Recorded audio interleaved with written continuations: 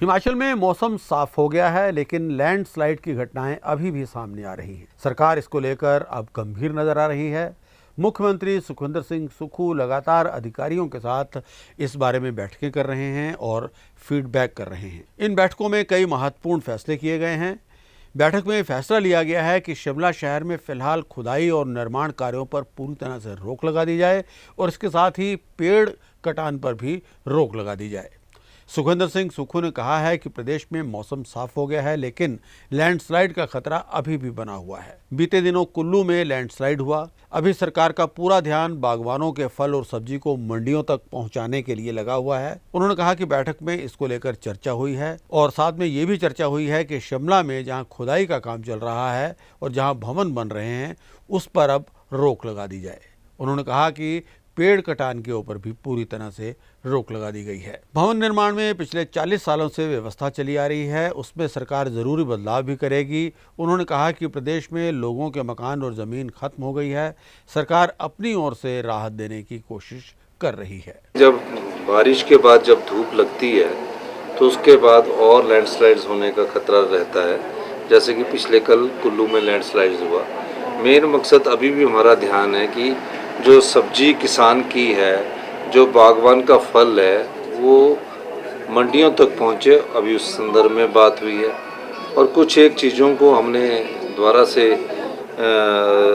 कहा है कि जो नियम है उसमें कुछ परिवर्तन करने की बात हमारी बैठकों के द्वारा चल रही है।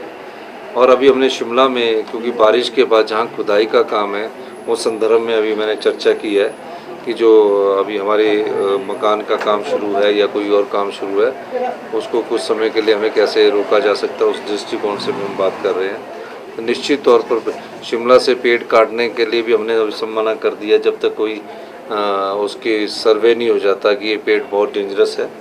तो इस दृष्टि से हमारी रोज़ बैठकें चल रही है और हम उस समय आगे बढ़ रहे हैं। एक्सपर्ट की कुछ टीम्स आई हैं, उन्होंने भी कुछ नहीं, 2-3 चीज़ें हैं। देखिए, एक तो सॉफ्ट स्टेटा में हमने कितनी स्टोरी बनाना है और हार्ड स्टेटा में कितनी स्टोरी बनाना है, उस बारे में भी चर्चा हो रही है। नियमों में चर्चा हो रही है, स्ट्रक्चर इंजीनियरिंग कैसे हो, कैसे बदलना है, क्योंकि 40 साल से एक ऐसी व्यवस्था चल रही थी जिस पर कभी किसी ने ध्यान नहीं दिया। तो अब हमारे समय ये समस्या आई है, तो हम इस समस्या का समाधान के लिए आगे बढ़ रहे हैं। जिन आम परिवारों की, गरीब परिवारों की, लोगों की, कईयों के मकान धंस गए हैं, जमीन ही खत्म हो गई है, हमारी सरकार उस पर भी चर्चा कर रही है और हम इंतज़ार कर रहे हैं कि हमको कुछ या राष्ट्रीय आपदा घोषित किया जाए या कुछ हमारे को स्पेशल पैकेज रिलीफ के रूप में मिले। वो अगर मिलता है तो उससे भी हम कुछ लोगों को बसाने का काम करेंगे और निश्चित तौर पर जिनकी ज़मीनें गई है उनके बारे में हम विचार कर रहे हैं। समस्या एफसी और एफआरआई एक्ट की तरफ है।